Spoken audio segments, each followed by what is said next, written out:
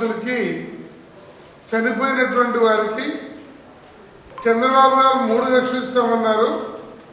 నా ప్రభుత్వం వచ్చిన తర్వాత 10 లక్షలు ఫోన్లో పెట్టి ఇళ్ళకు పంపుతానని జగన్మోహన్ రెడ్డి గారు 2017 మార్చి 23వ తారీఖున హనుమంతరాయ గ్రంథాలయంలో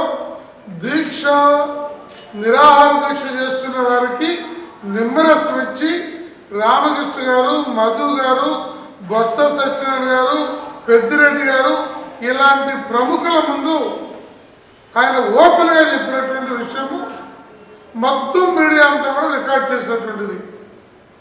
ఇవాళ 98% హామీలు అమలు జరిపాను, 99 కూడా జరిపాను అని చెప్పుకునేటువంటి ప్రభుత్వానికి ఈ హామీ గుర్తుందా లేదా? డబ్బులు ఇవ్వదలుచుకున్నారా? ఆ కుటుంబాలని మోసం చేయదలుచుకున్నారా?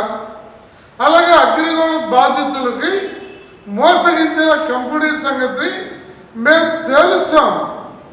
కోర్టు కేసులు మా ప్రభుత్వం చూసుకుంటుంది, మీరందరూ మాకు అండగా నిలబడండి అని అదే వేదిక మీద చెప్పిన పెద్ద మనిషి 6 మాసాల్లో పూర్తి న్యాయం చేస్తామని చెప్పి ఇంతవరకు ఊసెత్తడం లేదు. ఆ 906 కోట్లు తప్ప.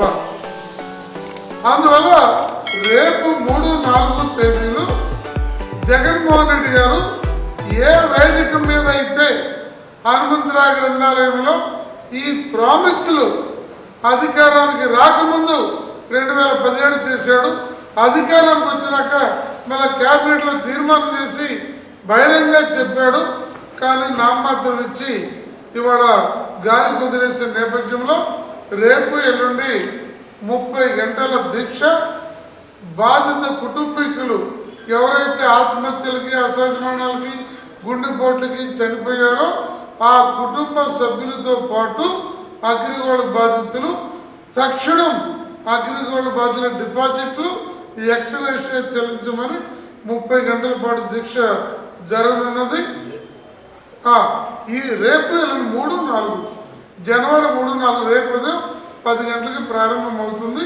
ఎల్లుండి సాయంత్రం 5 గంటల దాకా కొనసాగుతుంది. అన్ని పార్టీల రాష్ట్ర నాయకులు దాంట్లో హాజరవుతారు. Thank you.